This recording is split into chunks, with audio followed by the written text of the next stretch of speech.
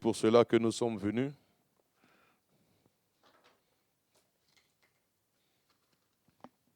Nous allons prendre le livre de Exode. Notre texte principal, c'est dans le livre de Exode, au chapitre 27.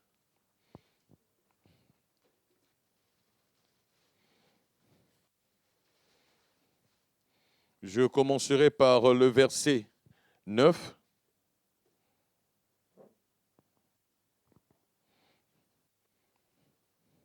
Et nous allons nous arrêter au verset 19. Je lis dans le nom de notre Seigneur et Sauveur Jésus-Christ. Amen. Tu feras le parvis du tabernacle.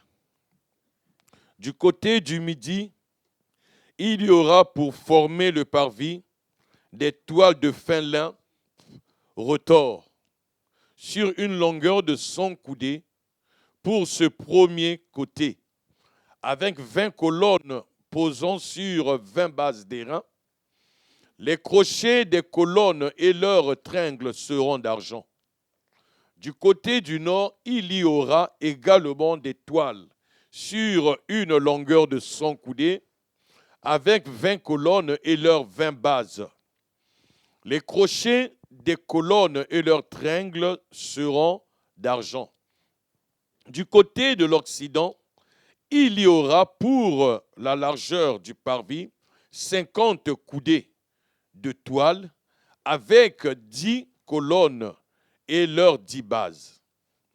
Du côté de l'Orient, sur les 50 coudées de largeur du parvis, il y aura 15 coudées de toile pour une aile avec 3 colonnes et leurs 3 bases, et 15 coudées de toile pour la seconde aile avec 3 colonnes et leurs 3 bases. Pour la porte du parvis, il y aura un rideau de 20 coudées bleu pourpre et cramoisi et de fin lin retors en ouvrage de broderie avec 4 colonnes et leurs 4 bases. Toutes les colonnes formant l'enceinte du parvis aura des tringles d'argent, des crochets d'argent et des bases d'airain. La longueur du parvis sera de 100 coudées, sa largeur de 50 de chaque côté et sa hauteur de 5 coudées. Les toiles seront de fin lin retors et les bases d'airain. Tous les ustensiles destinés au service du tabernacle, tous ses pieux et tous les pieux du parvis seront d'airain. Nous allons prendre le livre de Galates au chapitre 3.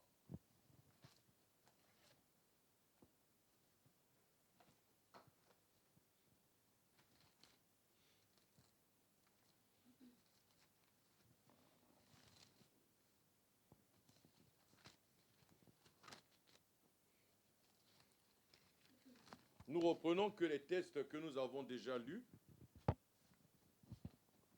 Galates chapitre 3.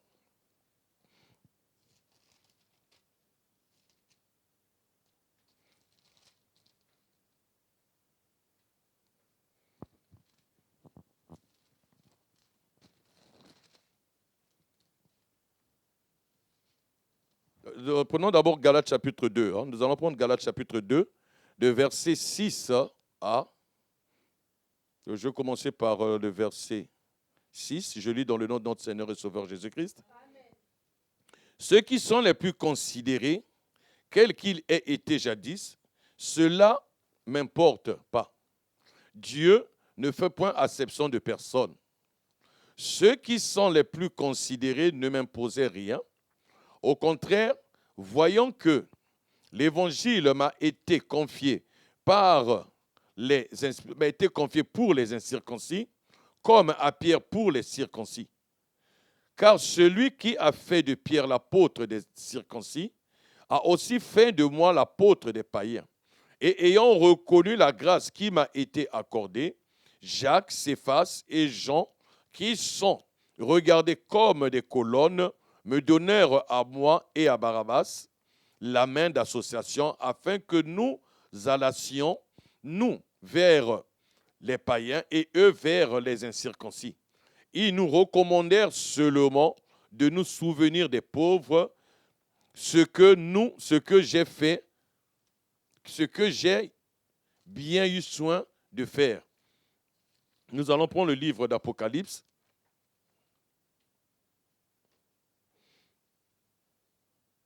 Au chapitre 3. Je commencerai pour que nous ayons une bonne idée, à partir du verset 7. Écrit à l'ange de l'église de Philadelphie. Voici ce que dit le Saint, le véritable, celui qui a la clé de David, celui qui ouvre et personne ne ferme, celui qui ferme et personne n'ouvre. Je connais tes œuvres. Voici, parce que tu as peu de puissance et que tu as gardé ma parole et que tu n'as pas renié mon nom, j'ai mis devant toi une porte ouverte que personne ne peut fermer. Voici, je te donne de ceux de la synagogue de Satan qui se disent juifs et ne le sont pas, mais qui mentent. Voici, je les ferai venir se prosterner à tes pieds et connaître que je t'ai aimé. Parce que tu as gardé la parole de la persévérance en moi, je te garderai aussi à l'heure de la tentation qui va venir sur le monde entier pour éprouver les habitants de la terre. Je viens bientôt. Retiens ce que tu as, afin que personne ne prenne ta couronne.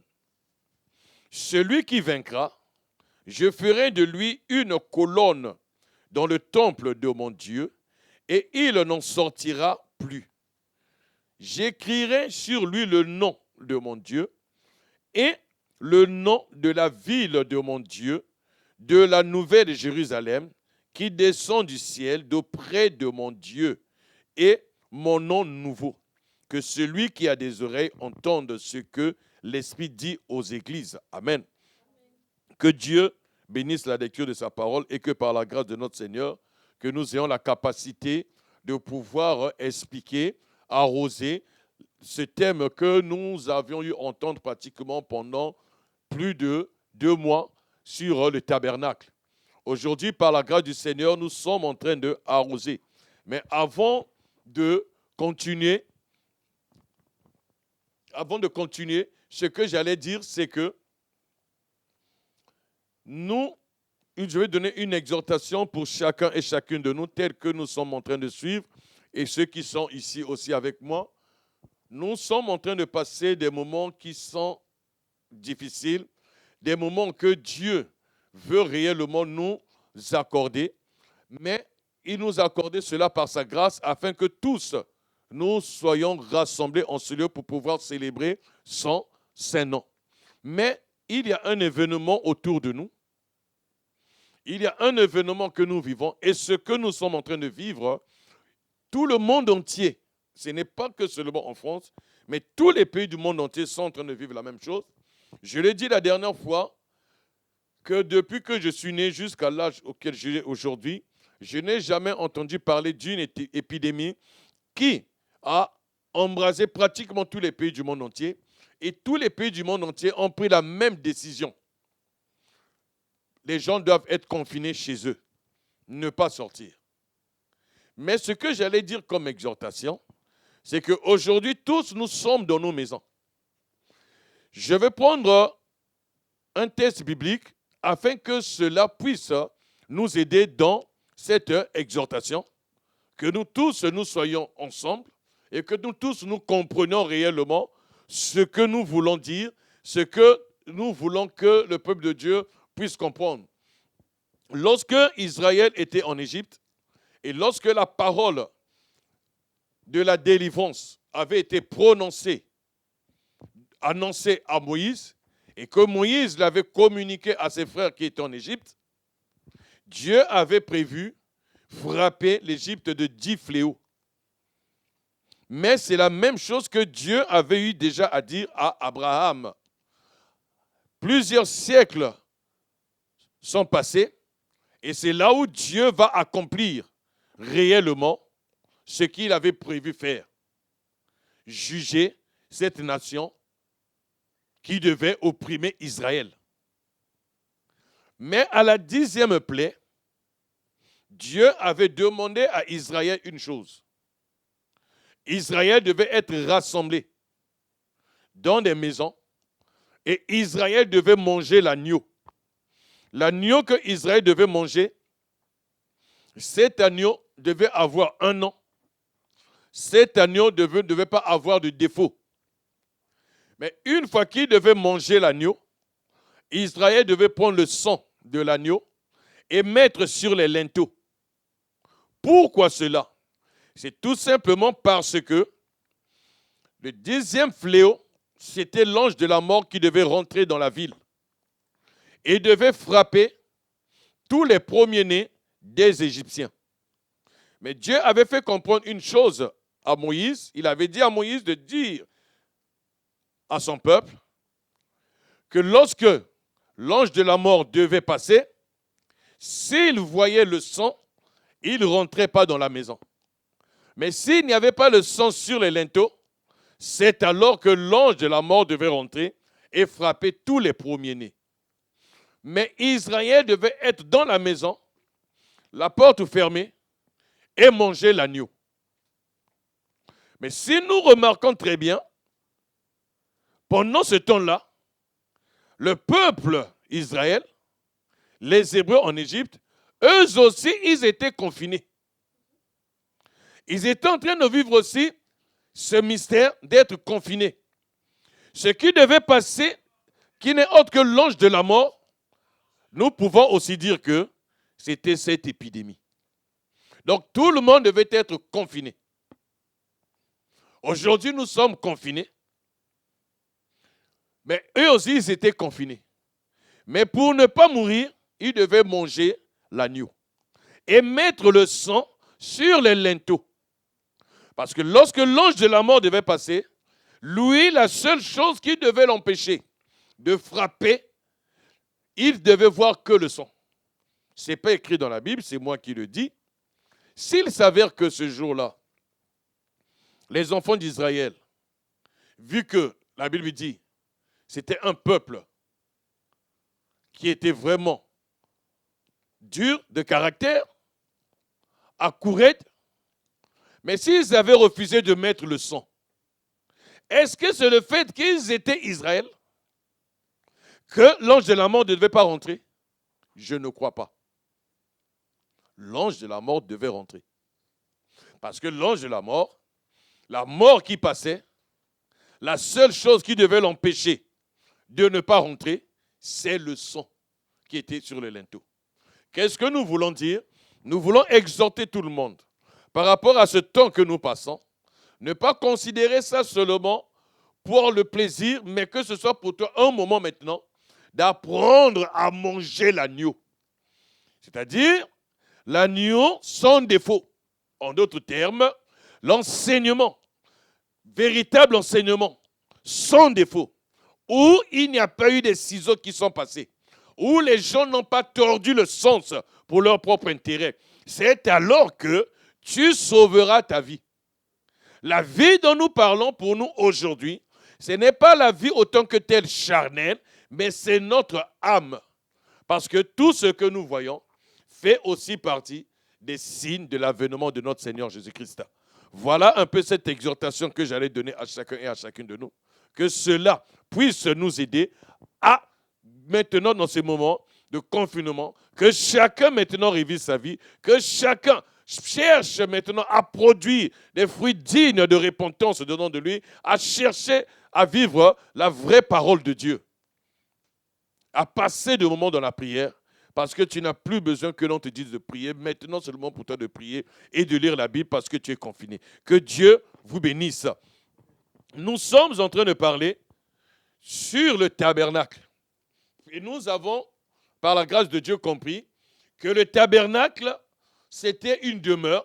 Le tabernacle, c'était une maison que Dieu avait demandé à Moïse de pouvoir faire afin qu'il vienne demeurer au milieu de son peuple.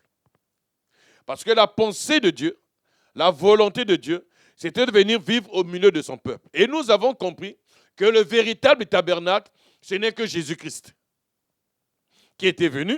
C'est que le corps que Jésus s'était fait, c'était le tabernacle, et l'Esprit de Dieu était au-dedans de lui. Lorsque Jésus marchait, c'était toute la divinité de Dieu qui marchait en lui.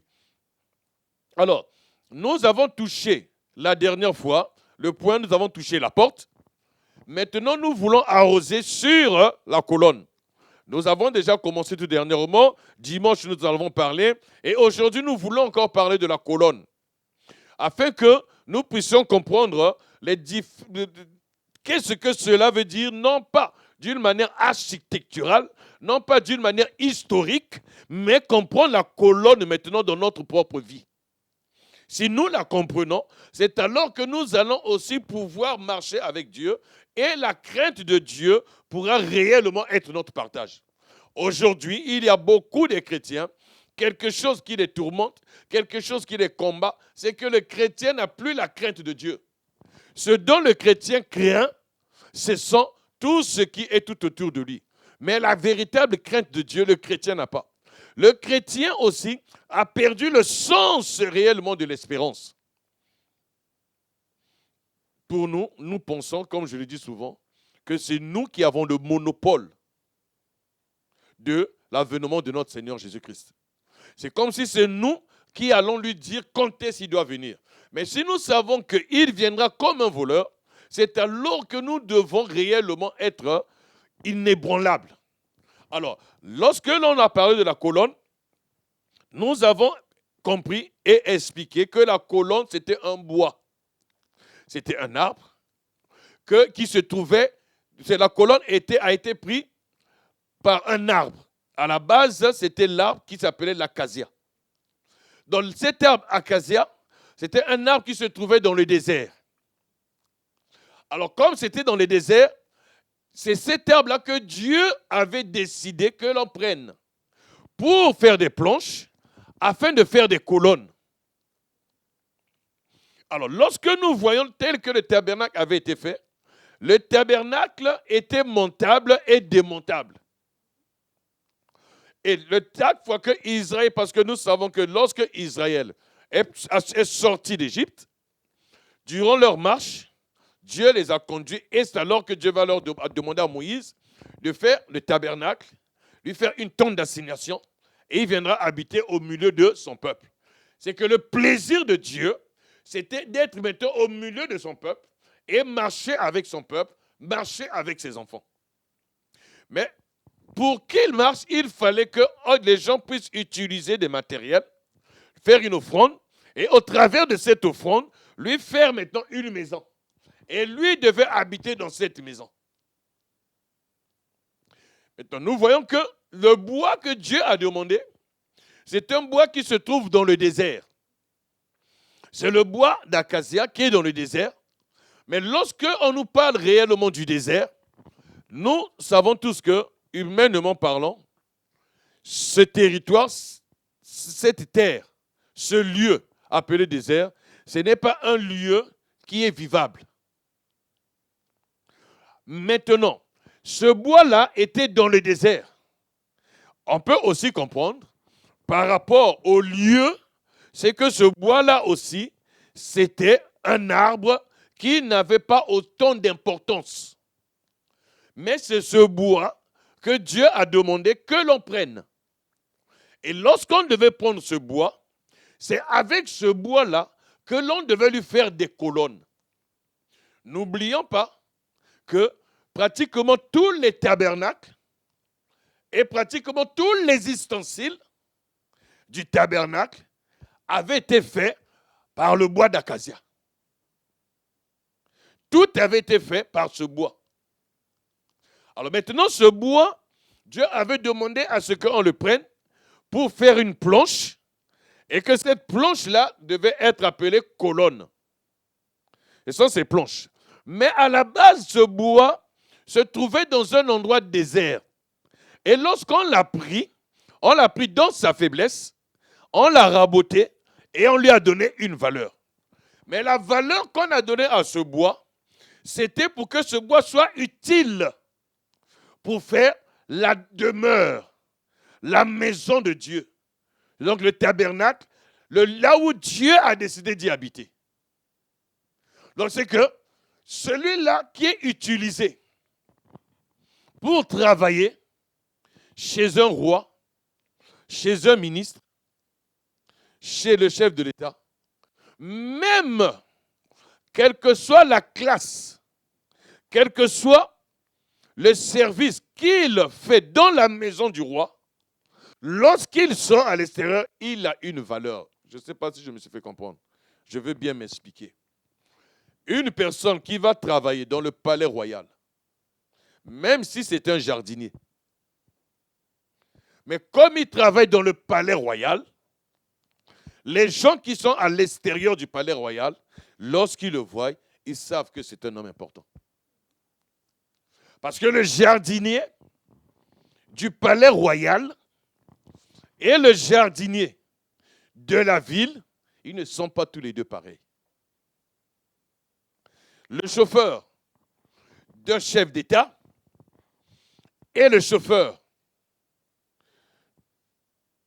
d'un chef d'entreprise quelconque, ou bien le chauffeur d'un ministre, ils ne sont tous pas pareils. Bien que les deux sont des chauffeurs. Je ne sais pas si je me fais comprendre. J'ai pris cet exemple d'une manière terre à terre, afin que nous comprenions un peu ce qui est dit. Alors, lorsque nous voyons les colonnes, ces colonnes-là c'était de bois d'acacia qui avait été pris. Alors, une fois que ce bois a été pris, raboté, ne devait pas être utile. Alléluia, nous sommes tous là. Que Dieu vous bénisse. Ce bois ne devait pas être utile pour faire autre chose, mais pour faire le tabernacle, la maison de Dieu. Mais et pourtant, avec ce bois, on pouvait faire autre chose. Mais malgré que Dieu avait demandé que l'on prenne le bois d'acacia, mais ce n'est pas tous les bois d'acacia qui avaient été coupés.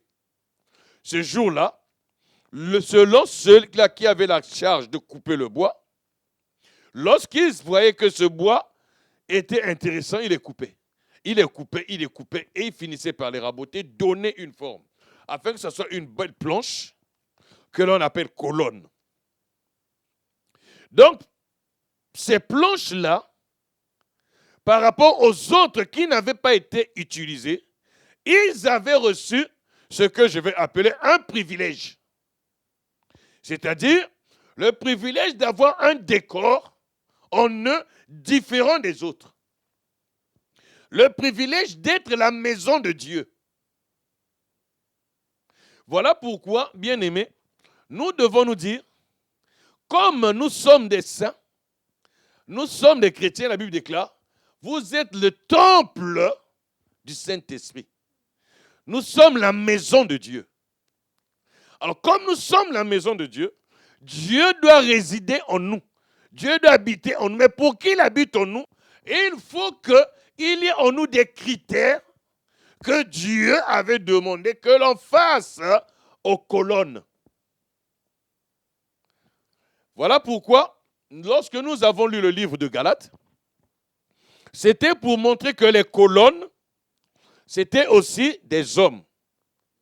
Mais dans la vérité, lorsque l'on parle des colonnes, comme on nous l'a dit, les véritables colonnes, c'est lui-même Jésus. Mais nous aussi, par Jésus-Christ, nous devenons des colonnes. Alors, comme nous sommes des colonnes, étant ce bois faible, étant ceux-là qui n'avaient pas de sens, ceux-là qui étaient dans les ténèbres, ceux-là qui n'étaient pas un peuple, il a fait de nous un peuple. Il a fait de nous une race d'élus. Donc c'est lui qui a fait de nous cela. Et maintenant, lorsqu'il nous prend colonne, il doit nous raboter. Nous ne sommes vraiment pas sur le point de raboter, mais il doit nous donner une forme que lui-même, il a décidé. Voilà pourquoi nous aussi, ce que nous devons comprendre aussi sur ce point, c'est que nous aussi, chrétiens tels que nous sommes, si réellement nous nous disons chrétiens, nous devons accepter ce que l'on appelle le brisement. Accepter le brisement, mais ce brisement ne se fait que par la parole de Dieu. Alors, mais maintenant, la colonne, lorsqu'on la prenait, on la faisait, c'est que, elle devait être, je reprends un peu ce qu'on a dit la dernière fois, elle devait être posée sur des bases en airain. Ce que nous avons lu. Et maintenant, au-dessus, il y avait des tringles en argent. La dernière fois, nous avons bien dit que, pour ne pas qu'il y ait confusion, c'est que lorsque l'on parle des reins, c'est aussi le bronze. Parce que souvent, les gens peuvent se poser la question, airain, non. Les reins, c'est aussi le bronze. D'accord? Alors maintenant, il y avait les reins et il y avait en dessous le bronze, plutôt l'argent. Alors, comme nous l'avons dit que nous avons lu ce test avec notre bien-aimé, où il a expliqué que réellement, la véritable colonne, c'était Jésus-Christ. Lorsqu'on avait lu le livre d'Apocalypse au chapitre 1, si vous vous en souvenez, je vais peut-être le lire rapidement, c'était Apocalypse chapitre 1 à partir du verset 9. Moi, Jean, votre frère, et qui est part avec vous à la tribulation et au royaume et à la persévérance en Jésus, j'étais dans l'île appelée Patmos, à côté de la parole de Dieu, à cause de la parole de Dieu et du témoignage de Jésus. Je fus ravi en esprit au jour du Seigneur, et j'entendis derrière moi une voix forte comme le son d'une trompette, qui disait, ce que tu vois, écris-le dans un livre et envoie-le aux 7 églises, à Éphèse, à Smyrne, à Pergama, à Thyatire, à Smyrne, à Sardes, à Philadelphie et à Laodicée. Je me retournai pour connaître quelle était la voix qui me parlait. Et après m'être retourné, je vis 7 chandeliers d'or. Et au milieu des 7 chandeliers, quelqu'un qui ressemblait à un fils d'homme, revêtu d'une longue robe et ayant une ceinture d'or sur la poitrine. Sa tête et ses cheveux étaient blancs, comme la laine blanche, comme de la neige. Ses yeux étaient comme une flamme de feu. Ses pieds étaient semblables à de l'airain d'argent, comme s'il y eût été embrassé dans une fournaise. Et sa voix était comme le bruit de grandes eaux. Je m'arrête là.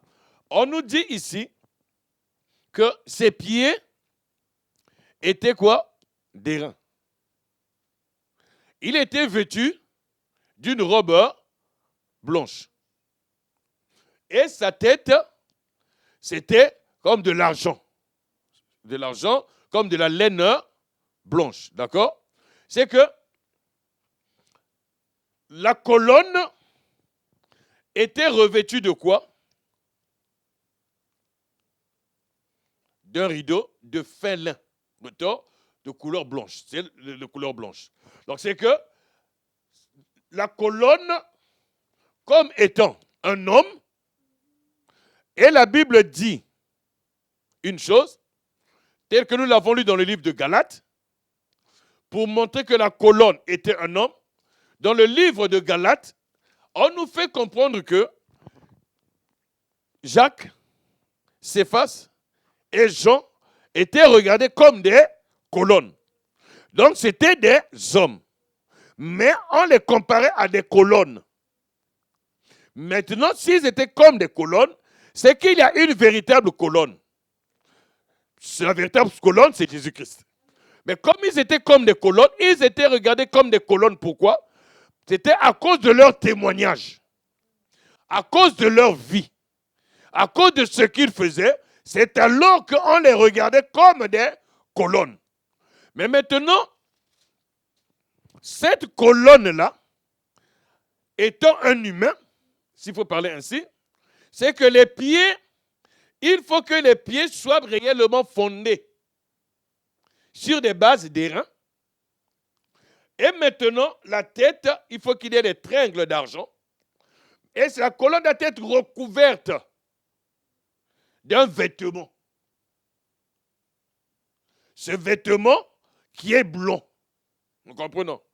Pour dire que lorsqu'on nous a parlé de la colonne, c'est pour que toi et moi nous comprenions que nous sommes colonnes. Mais à quel moment nous sommes colonnes? Nous sommes véritablement colonnes lorsque notre vie à nous est fondée, est posée sur les bases d'airain.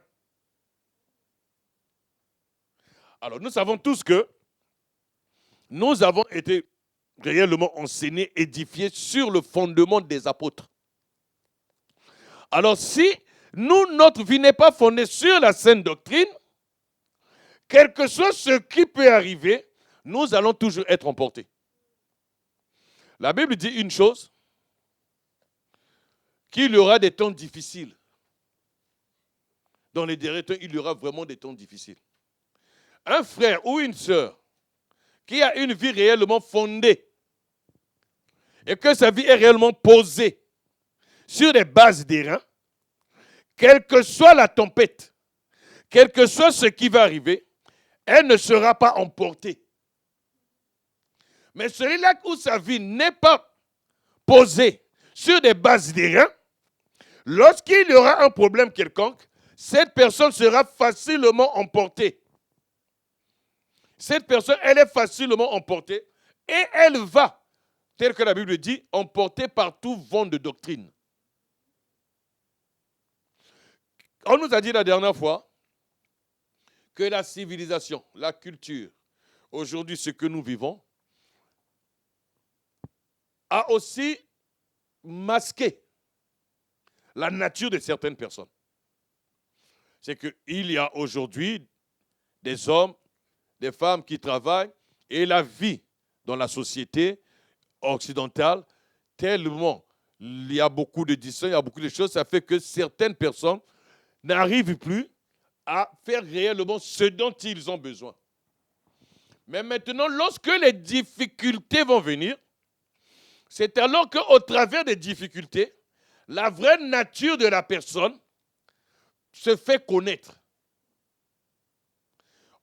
Je prends l'exemple, une personne qui a vécu sans argent, mais à ce moment-là qu'elle n'avait pas d'argent, la personne vivait plus dans le vol. Il arrive un moment où cette personne travaille. Mais cette même personne fréquente l'église. Cette même personne est frère de l'assemblée. Mais elle a de l'argent, elle travaille. Et tout le monde l'apprécie. Nous voyons la personne sainte. Nous voyons la personne comme un vrai chrétien. Mais le jour où la personne sera licenciée, le jour où la personne n'aura plus de droits, est-ce que cette personne demeurera ferme ou bien cette personne va renouer avec sa vie d'antan? Alors maintenant, si la personne renoue avec son ancienne vie, c'est alors que nous comprenons que cette personne-là est colonne, elle n'était pas la colonne posée sur les bases d'airain. Il y a beaucoup de vents qui soufflent, même dans les enseignements que nous entendons. Aujourd'hui, nous voyons, il y a pas mal de mouvements et des gens sont facilement emportés par beaucoup de choses.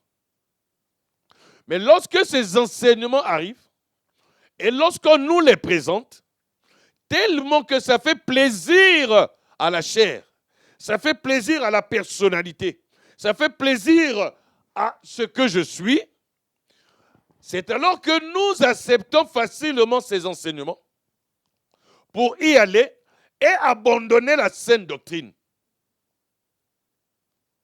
À ce moment, nous comprenons que ce sont des personnes que nous appelons généralement très influençables.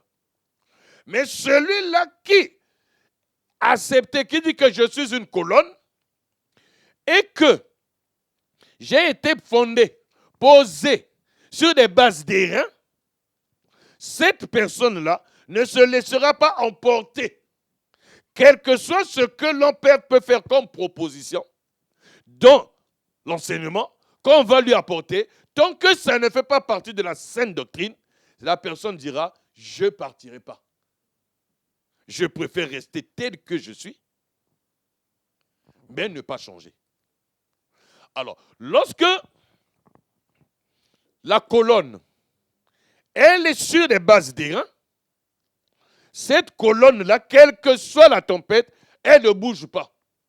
Parce que le tabernacle, nous avons vu la dernière fois, elle était posée, fabriquée dans le désert.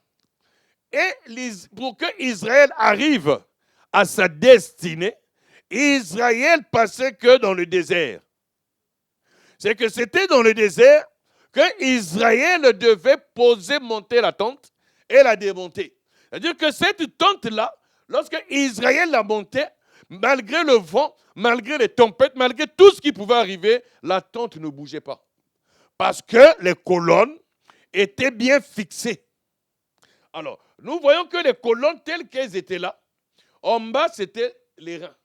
Alors, c'est vrai que nous revenons dans l'aspect architectural, afin que nous voyions de nos yeux, pour que nous ayons une idée, et qu'au travers de cela, tu comprennes que cela doit être ta vie maintenant. La colonne n'avait pas une forme déformée, elle était réellement droite. Si nous remarquons très bien, il serait difficile, voire impossible, de voir un arbre droit. Je dis bien droit, comme une planche bien rabotée. Durant tout le temps que j'ai pu observer certains arbres, je n'ai pas encore vu un arbre droit, comme une planche qui a été bien rabotée. Il y a toujours des écosses, il y a parfois certaines petites bosses, parfois des branches. Même si on coupe, mais on voit que le tronc, il n'est pas systématique comme on doit. Il faut maintenant travailler cela afin qu'il ait une forme. C'est que dans la pensée, ce que je veux dire, c'est quoi?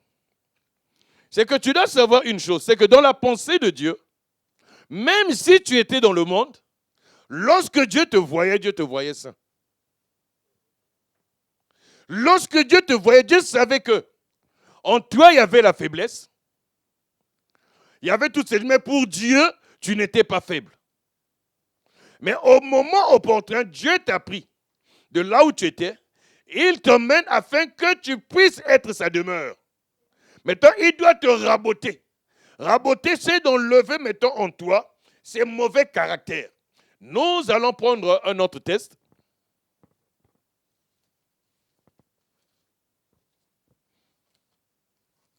Toujours pour pouvoir expliquer les colonnes, et après nous allons nous arrêter. Nous allons prendre le texte que nous avions lu aussi. C'était dans le livre de Cantiques des Cantiques.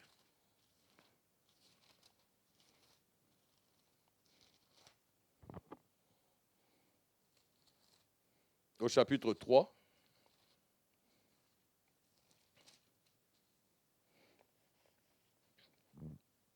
Cantique des Cantiques au chapitre 3, c'était le verset 7.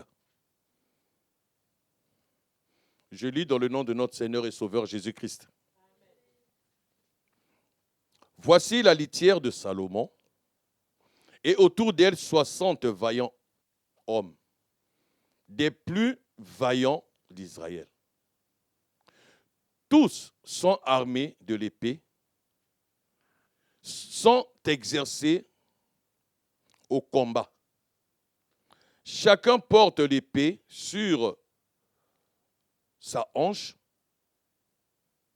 en vue des alarmes nocturnes. Le roi Salomon s'est fait une litière de bois de Liban, Il en a fait les colonnes d'argent, le dosier d'or, le siège de pourpre. Au milieu est une broderie, œuvre d'amour des filles de Jérusalem. Si nous lisons plus haut au verset 6, il est dit, qui est celle qui monte du désert comme des colonnes de fumée au milieu des vapeurs de myrrhe et d'encens et de tous les aromates des marchands. Je reprends le verset 7.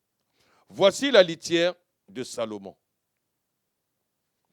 Et entourée d'elle 60 vaillants hommes, des plus vaillants d'Israël. C'est qu'on nous dit que Salomon, il s'était fait quoi? Une litière. On nous a expliqué ce que c'était qu'une litière. Alors, on nous dit que Salomon, voici la litière de Salomon. On nous présente la litière de Salomon. Comment était cette litière de Salomon? Elle était entourée. C'est-à-dire, et autour d'elle. C'est-à-dire qu'autour de cette litière, il y avait quoi? 60 vaillants hommes, des plus vaillants d'Israël.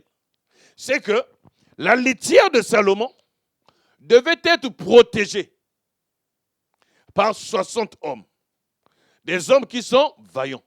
Mais ce n'est pas n'importe quel vaillant, les plus vaillants d'Israël. C'est que les plus vaillants d'Israël, ce sont ceux-là qui devaient être tout autour de la litière de Salomon. La Bible nous rajoute en disant que tous sont armés d'épées, sont exercés au combat. C'est-à-dire que les vaillants hommes qui étaient tout autour de la litière de Salomon, c'était des gens qui avaient leur épée, étaient armés d'épée, et c'était des gens qui étaient exercés au combat. Des gens qui étaient réellement dans le combat. Ce sont ceux-là qui devaient être tout autour de la litière de Salomon. En d'autres termes, Salomon ne prenait pas n'importe qui. C'était des tireurs de l'élite. C'était des hommes exercés au combat. Un homme qui est réellement exercé au combat, c'est un homme qui n'a plus de vie. Lorsqu'il va au combat, il va combattre pour son roi. Donc pour lui, il préfère mourir que son roi puisse être touché. Donc ils étaient exercés au combat. Alors, la Bible rajoute en disant que, lorsque je prends le verset 9, le roi Salomon s'est fait une litière de bois de Liban. Il en a fait les colonnes d'argent, le dossier d'or, les sièges de pourpre, au milieu est une broderie, œuvre d'amour des filles de Jérusalem. C'est que nous comprenons que ceux qui étaient tout autour de la litière de Salomon, ces hommes étaient des hommes vaillants. Mais maintenant, Apocalypse dit quoi? Ce que nous avons lu tout à l'heure, toujours pour expliquer ce que l'on nous a dit, afin que nous comprenions ce que c'est qu'une colonne. Et si nous sommes réellement des colonnes, bien aimés, ce sera ça notre vie. La Bible dit une chose, je lis rapidement. Celui qui vaincra, je ferai de lui une colonne dans le temple de mon Dieu. Et il n'en sortira plus. C'est que celui qui devait vaincre, quel est celui-là qui vainc? Le vainqueur, c'est celui-là qui est allé au combat. Lorsque Dieu rencontre Gédéon, Gédéon se plaignait, Dieu l'appelle fainéant, faiblard. Dieu l'appelait comment? Vaillant héros. Donc, Gédéon, il est surpris que Dieu l'appelle vaillant. Gédéon dit à Dieu, oh, tu m'appelles vaillant? Mais où sont les prodiges que nos anciens nous ont parlé. Dieu l'appelle vaillant, mais il se rend compte qu'ils sont esclaves des Madianites. Mais Dieu lui dit maintenant, va avec la force que tu as. C'est que la force qu'avait Gédéon pouvait détruire les Madianites. En d'autres termes, Gédéon qui se voyait faible, mais Dieu le voyait fort. Gédéon qui se voyait incapable, mais Dieu voyait que Gédéon était fort. Gédéon était un vaillant héros. Parce que ce n'est pas des hommes qui ont dit à Gédéon, fais-toi un vaillant héros. Mais c'est Dieu qui l'appelle vaillant héros. Alors, nous avons vu que tout autour de Salomon, il y avait combien de vaillants héros?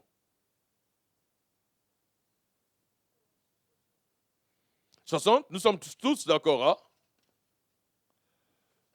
60, tout le monde est d'accord. Nous allons prendre maintenant nos Bibles dans le livre de Exode au chapitre 27.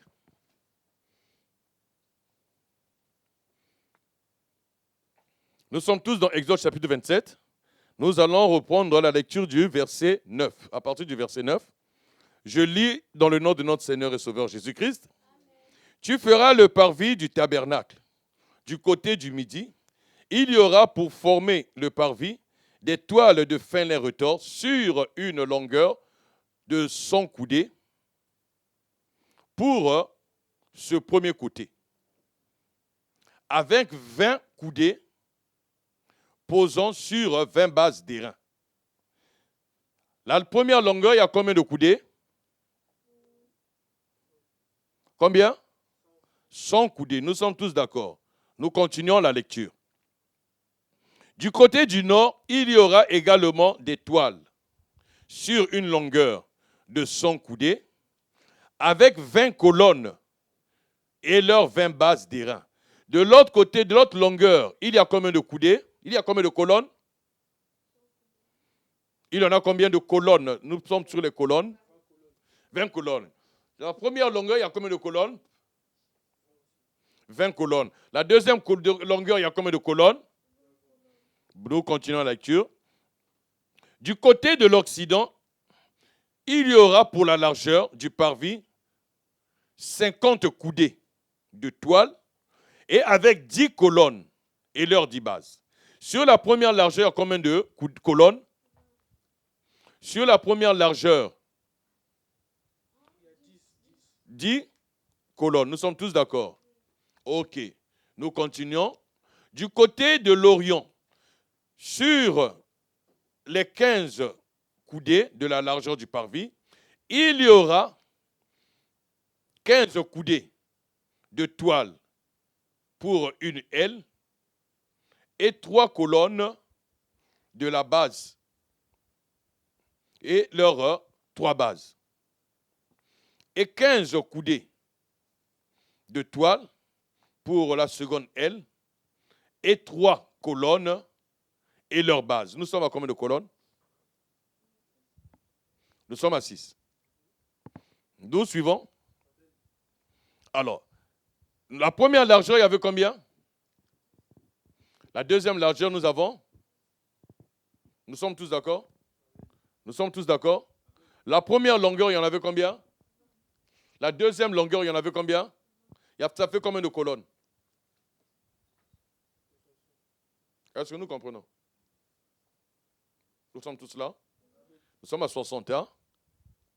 Mais maintenant, les vaillants qui étaient tout autour de la litière de Salomon, ils étaient combien? Nous comprenons? C'est que celui-là qui est une colonne doit être un vaillant. Celui-là qui est une colonne doit être un vaillant. Parce que les vaillants guerriers, ces vaillants soldats qui étaient tout autour de la litière de Salomon, c'était des hommes de guerre, des élites d'Israël. Donc ceux-là qui avaient vaincu, ceux qui étaient des hommes de combat. Pour dire qu'aujourd'hui, comme nous avons parlé des colonnes, nous avons dit que les colonnes, ce sont des hommes, c'est que celui-là qui se dit chrétien, le saint qui est là, qui est une colonne, il doit être un vaillant. Mais nous sommes vaillants. Nous avons vaincu qui? Parce qu'aujourd'hui, nous nous rendons compte que qui est vaillant? Aujourd'hui, qui est vaillant? C'est celui-là qui est dominant. Le vaillant, c'est celui-là que tout le monde a peur de lui. Lorsqu'il arrive, personne ne parle. C'est celui-là que nous appelons vaillant. Mais selon la pensée de Dieu, dans la révélation des Écritures, celui qui est vaillant, c'est celui-là qui a vaincu le péché. Parce que le véritable vaillant, c'est Jésus-Christ. Et nous sommes vaillants en Christ. Est-ce que nous comprenons? Donc, aujourd'hui, le chrétien, malgré les moments difficiles, il faut qu'il prouve qu'il est vaillant. Mais si nous regardons nos vies, nous nous rendons compte réellement que nous ne le sommes pas. Qui est vaillant? C'est celui-là qui ne se laisse pas emporter, qui ne se laisse pas influencer, qui ne se laisse pas entraîner par quoi que ce soit. La Bible dit, je ne permets pas à la femme d'enseigner de ne prendre autorité sur l'homme. Mais qu'est-ce qui se passe aujourd'hui? Certains diront, la femme ne prêche pas, mais les femmes peuvent organiser des conférences pour des femmes. Non, il n'y a pas de conférence pour des femmes. Parce qu'il n'y a pas l'évangile pour les femmes et il n'y a pas d'évangile pour les hommes. L'évangile, cette parole que nous entendons, c'est pour tous les saints. Maintenant, cette parole doit être communiquée par les ministres. Et parmi le choix des ministres, il n'y a pas de femmes. Ce n'est que les ministres qui doivent enseigner le peuple. Voilà pourquoi la femme ne peut pas enseigner. La femme ne peut pas enseigner. La conférence des femmes n'existe pas dans la pensée de Dieu. Mais c'est pour un vaillant, c'est qui? C'est celui-là aussi qui accepte de se laisser vaincre par la parole de Dieu. C'est que celui-là qui accepte de se laisser vaincre par la parole de Dieu a vaincu les désirs de la chair. Si hier je disais que la femme peut célébrer, peut enseigner, il peut avoir des conférences des femmes, mais si je suis un véritable vaillant, et lorsque Dieu déclare et il m'appelle vaillant héros, c'est que Dieu sait que je peux changer. Je peux maintenant considérer que je suis un vaillant. Et si je suis un vaillant, c'est que je dois vaincre cet enseignement qui dit que la femme peut prêcher ou bien il peut avoir des séminaires et des conférences des femmes. Ça, ce n'est pas dans la pensée de Dieu. Parce que dans les conférences des femmes, la femme donne quoi? Quelle sémence elle donne? Parce que la parole de Dieu, c'est une sémence. Donc, c'est qu'elle donne quelle sémence? La femme n'a pas de sémence. Qu'est-ce qu'elle va donner? Alors, il faut que les gens comprennent cela pour que nous sachions que la colonne, c'est quoi? Ce sont des chrétiens qui sont vaillants. Mais aujourd'hui, nous allons en toucher ça prochainement, lorsque nous allons toucher le point de la colonne qui est aussi la parole de Dieu. Parce que cette colonne-là, malgré la tempête, elle ne bougeait pas. C'est-à-dire que la parole de Dieu ne change pas. Notre Seigneur Jésus dit, le ciel et la terre passeront, mais ma parole ne passera pas. Donc c'est que cette parole ne bougera pas. Cette parole restera la même. Elle est la même hier, aujourd'hui et éternellement. Au temps des anciens, cette parole y était. Aujourd'hui, cette parole y est. Demain, ça sera la même parole. Voilà pourquoi la Bible nous déclare de ne pas déplacer les bornes que les anciens ont placées. Donc c'est que ces bornes, c'est cette colonne-là qui doit rester, que l'on ne doit pas déplacer, que l'on ne doit pas bouger, que l'on ne doit pas changer. Elle est la même. Et donc nous maintenant, nous changeons. Voilà pourquoi Pierre le dit clairement, qu'il y a des gens qui tordent le sens des Écritures de Paul. Aujourd'hui, il y a beaucoup d'Écritures qui le disent. Quel est celui-là qui est vaillant? C'est celui-là qui a la victoire sur les œuvres de l'ennemi. Vous savez, il y a certaines choses qui nous arrivent.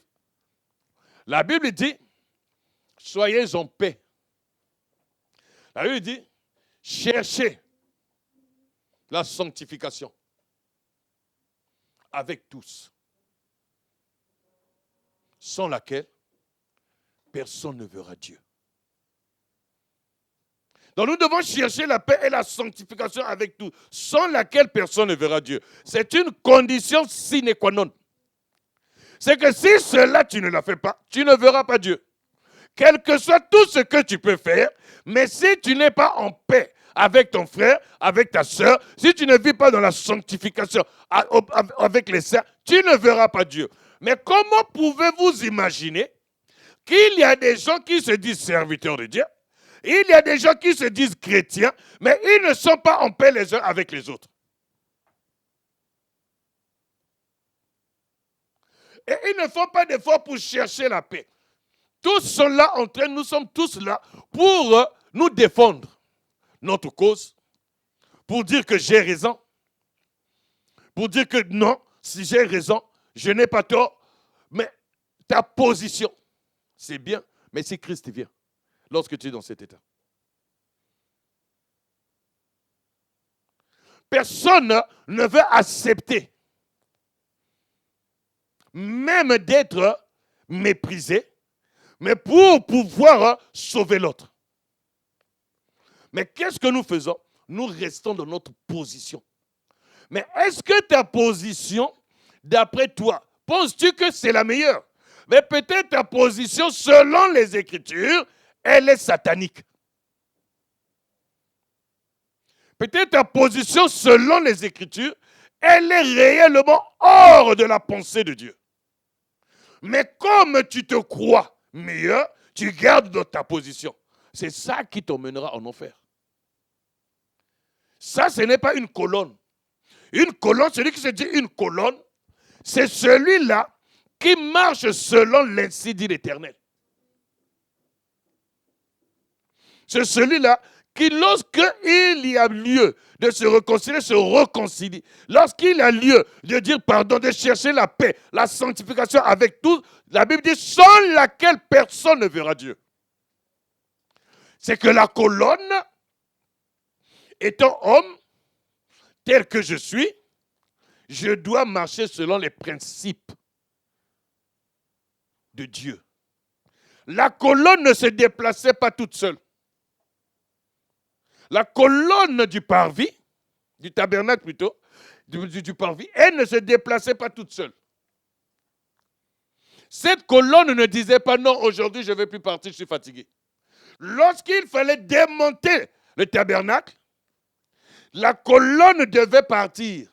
Lorsqu'il fallait la monter, la colonne devait accepter d'être montée. Mais regardez aujourd'hui, dans l'église, nous qui nous disons colonne, lorsque on nous dit devant, nous n'avançons pas. Stop, nous allons. Nous respectons aucune règle. Mais la règle qu'on nous demande, est-elle une règle divine ou bien est-elle une règle d'homme?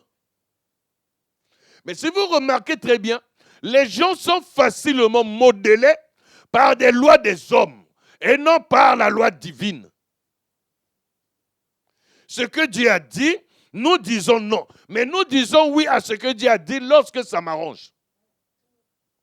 Maintenant, lorsque ça ne m'arrange pas, j'ai toujours une excuse pour justifier la chose. Non. Avec ce que nous vivons aujourd'hui, bien aimé, ça doit t'interpeller pour te dire, il est temps que je fasse attention. Tout le monde fuit, tout le monde se met à l'abri, c'est bien. Je n'ai pas dit de ne pas le faire. Nous devons le faire. Mais est-ce que cette manière de confinement, pour fuir, pour se mettre à l'abri, de ce virus, est-ce que c'est la même chose que tu fais pour te mettre à l'abri du péché? Parce que pour le péché, nous ne mettons pas à l'abri.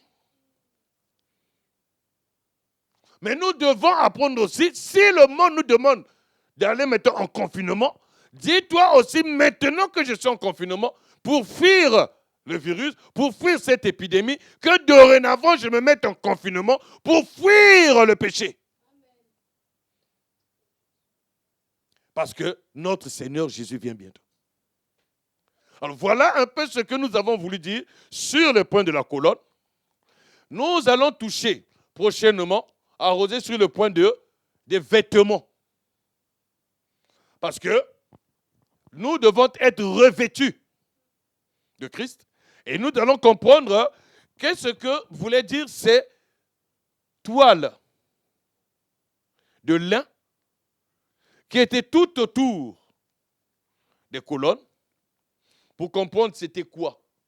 Afin que toi maintenant, tu puisses maintenant saisir cela, afin que ta vie soit couverte de tout cela. Vous voyez, lorsqu'il y a eu le péché dans le jardin d'Éden, Adam a péché. Après le péché, Dieu a posé la question, où es-tu? Il dit, je me cache. La Bible dit qu'Adam avait fait quelque chose. Il s'était recouvert des feuilles de figuier pour cacher sa nudité. Mais Dieu, maintenant, lorsque Dieu descend, Dieu va les revêtir des peaux d'animaux. On ne nous dit pas quel était l'animal, mais on dit seulement de peaux d'animaux, mais pour couvrir sa nudité. C'est ce que nous allons étudier prochainement. Quelle était cette peau que Dieu avait couvert la nudité de l'homme? Parce que ce qui avait fait que l'homme puisse pécher, c'est sa faiblesse.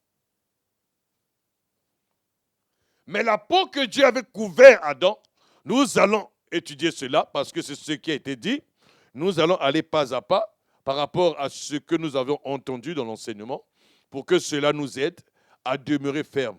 Bien-aimé, que Dieu réellement te bénisse de ce moment auquel nous avons passé ensemble. Je salue mes bien-aimés d'Amiens qui sont en train de nous suivre en ce moment-ci. Je n'oublierai pas de saluer le foyer, la maison de mon bien-aimé Dany.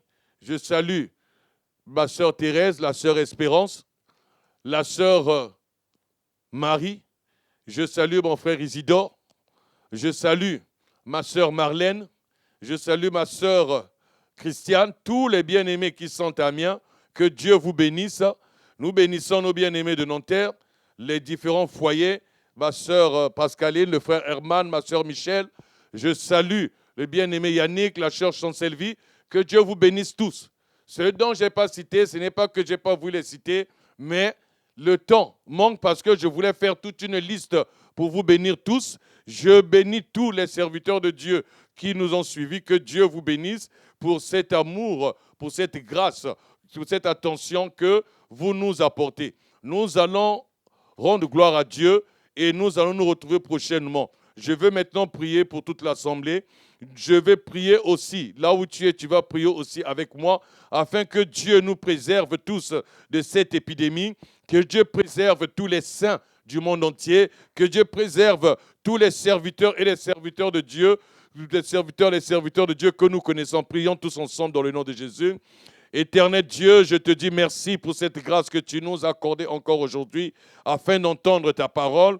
La prière que je t'adresse, Père très saint, toi qui es assis sur ton saint trône, et que tu puisses réellement nous faire grâce afin que nous soyons réellement ces vaillants soldats qui sont tout autour de la litière de Salomon. Nous voulons être ces véritables colonnes et que nous puissions avoir les pieds, notre comportement fondé sur les bases des reins. Éternel Dieu, fais-nous grâce afin que nous puissions être réellement posés sur les bases des reins, sur la saine doctrine, et que quelles que soient les tempêtes qui vont arriver, que nous ne soyons pas emportés. Père très saint, je te recommande tous les bien-aimés d'Amiens, les bien-aimés de Nanterre. Éternel Dieu, prends soin de nous.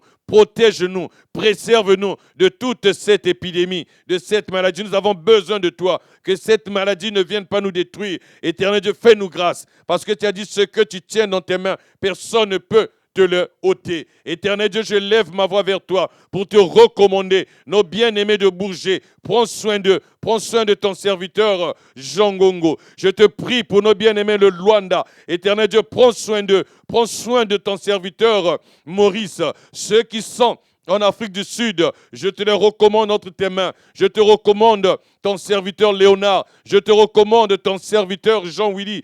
Je te recommande ton serviteur Médard Kiala. Je te recommande les frères 6, tous tes serviteurs dispersés dans le monde entier, Seigneur. Prends soin d'eux. Préserve-nous, Seigneur Dieu. Préserve-nous de cette maladie. Et prends soin de nos familles charnelles qui sont dispersées aussi dans le monde entier. Tu es Dieu au-dessus de tous les dieux. Éternel Dieu, que cette maladie, cette épidémie n'ait pas de force sur nous, qu'elle ne vienne pas nous détruire. Mais bien au contraire, Seigneur, fais-nous grâce afin que nous soyons au-dessus de tout et qu'au travers de tout ce qui se passe, que cela nous interpelle, afin que nous puissions réellement chercher ta face, afin que nous puissions réellement nous attacher à toi pour te servir, toi le vrai Dieu. Merci Seigneur pour tous tes bienfaits. Merci pour cette grâce que tu nous as donnée. Que tout l'honneur et toute la gloire te soient rendus, Yahweh. Dans ton nom puissant Jésus, j'ai ainsi prié. Amen.